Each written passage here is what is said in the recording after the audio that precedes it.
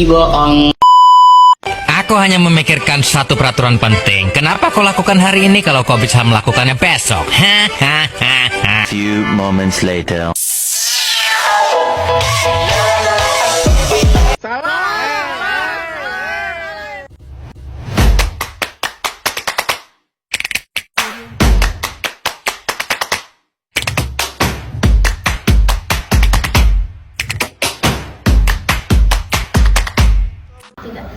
Assalamualaikum warahmatullahi wabarakatuh. Hai teman-teman, saya Rega Vini Alivia dengan NIM 242102010042. Saya Oktavia Ramadhani dari NIM 2421020 Dan saya Sitius Nurrahmah dengan NIM 242102010048. Nah, di sini kita akan membahas hukum sebagai pilar kehidupan, kenapa harus ditaati. simak video kita ya teman-teman. Dadah.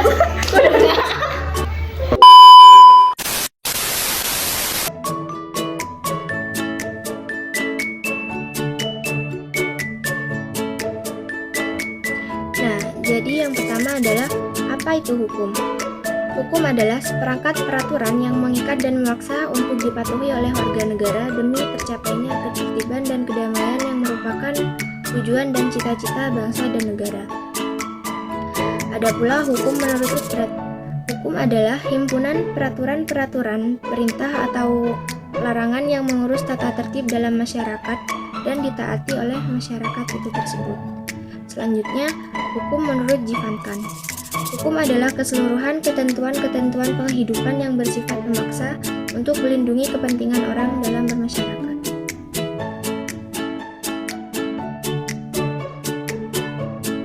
Selanjutnya adalah tujuan hukum. Di dalam tujuan hukum ini ada 4 teori. Teori yang pertama yakni teori etis. Teori etis dikemukakan oleh Aristoteles yang berbunyi, hukum bertujuan untuk mencapai keadilan, artinya hukum harus memberikan apa yang menjadi hak seseorang dan memberikan perlakuan yang sama kepada setiap individu. Nah, yang nomor 2 adalah teori utilitas yang dikemukakan oleh Jeremy Bentham. Jeremy Bentham menyatakan bahwa hukum bertujuan untuk menciptakan kebahagiaan terbesar bagi sebanyak-banyaknya orang. Prinsip ini disebut juga sebagai the greatest happiness principle. Hukum harus bermanfaat bagi masyarakat secara luas. Yang ketiga, teori campuran, etis dan utilitas yang dikemukakan oleh Muchtar Kusumatmadja. Menurut Muchtar Kusumatmadja, hukum bertujuan tidak hanya untuk menciptakan keadilan, tetapi juga memperhatikan kemanfaatan hukum dalam kehidupan masyarakat. Dengan kata lain, hukum harus menciptakan keseimbangan antara keadilan etis dan kemanfaatan utilitas. Yang terakhir, yakni yang keempat, teori normatif atau dogmatik yang dikemukakan oleh John Austin dan Van Kant. Menurut teori ini, hukum bertujuan untuk menciptakan kepastian hukum dengan memberikan aturan yang jelas dan tegas sehingga bisa diikuti oleh masyarakat.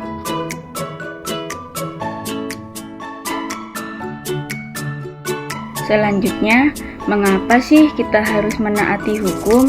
Di sini ada 3 poin. Yang pertama, hukum menjaga ketertiban dan keteraturan. Hukum berfungsi untuk menciptakan ketertiban dalam masyarakat. Tanpa adanya hukum, kehidupan sosial akan menjadi kacau dan tidak teratur. Bayangkan, jika setiap orang bebas melakukan apapun tanpa ada aturan yang jelas, maka akan terjadi kekacauan. Contoh yang bisa kita lihat yakni jika tidak ada hukum pada lalu lintas, maka jalan raya akan penuh dengan kemacetan dan kecelakaan, serta mengancam keselamatan bersama. Dan yang kedua, melindungi hak dan kepentingan setiap individu. Hukum juga berfungsi untuk melindungi hak-hak atas individu, seperti hak atas hidup, kebebasan, dan properti. Tanpa hukum, seseorang bisa saja kehilangan hak-haknya tanpa perlindungan. Misalnya, hukum melindungi hak seseorang dari pencurian, penipuan, atau kekerasan. Dengan adanya hukum, setiap orang bisa hidup dengan rasa aman dan mendapatkan keadilan. Dan yang terakhir, menjaga keadilan sosial. Hukum juga bertujuan untuk menciptakan keadilan. Tanpa adanya hukum yang diterapkan secara adil, akan terjadi ketimpangan dan diskriminasi. Misalnya, hukum yang adil memastikan bahwa semua orang harus diperlakukan sama di hadapan hukum, tanpa memandang status sosial, ras, agama, atau golongan. Dengan taat hukum, kita ikut menjaga agar keadilan tetap terwujud di masyarakat. Teori-teori hukum, kenapa sih kita harus menaati hukum? Yang pertama, teori teokrasi. Menurut teori ini, hukum harus ditaati karena menganggap bahwa hukum itu adalah perintah Tuhan. Dalam hal ini, hukum dikaitkan dengan agama. Teori ini berlaku bagi orang yang fanatik dengan agama dan tunduk kepada hukum. Yang kedua, teori kedaulatan rakyat. Menurut teori ini, hukum harus ditaati karena seolah-olah waktu awal membentuk negara ada perjanjian antara yang memerintah dengan yang diperintah. Dan yang ketiga, teori kedaulatan negara. Menurut teori ini, hukum harus ditaati karena negara mempunyai kekuasaan yang mutlak sehingga negara bisa memaksakan kehendak kepada rakyatnya tersebut. Dan yang keempat, teori kedaulatan hukum. Menurut teori ini, hukum harus ditaati karena hukum itu sesuai dengan perasaan hukum sebagian besar anggota masyarakat. Setiap orang itu mempunyai perasaan hukum, buktinya ia bisa membedakan mana yang adil, mana yang tidak adil. Dan yang terakhir, teori mazhab hukum alam. Menurut teori ini, hukum adalah suatu aliran yang menelaah hukum dengan bertitik tolak dari keadilan yang mutlak.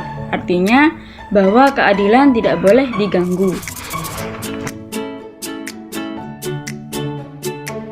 Nah, yang selanjutnya, contoh penerapan menaati hukum dalam kehidupan sehari-hari. Yang pertama yaitu lalu lintas, contohnya seperti memakai helm, menaati rambu lalu lintas. Dan yang kedua yaitu pelanggaran konsumen, contohnya seperti membaca dan mengikuti petunjuk penggunaan barang. Yang kedua, beretikat baik dalam melakukan transaksi jual beli itu tadi. Nah, yang ketiga yaitu lingkungan, seperti tidak mencemari lingkungan dengan cara tidak menebang pohon sembarangan, tidak membuang sampah sembarangan, dan yang lain-lain. Nah, selanjutnya yaitu kesimpulan. Jadi kesimpulan dari penjelasan kita tadi itu ialah taat hukum itu bukan hanya kewajiban, tetapi juga sebuah konstitusi kita untuk mencapai atau menciptakan masyarakat yang adil, tertib, dan sejahtera.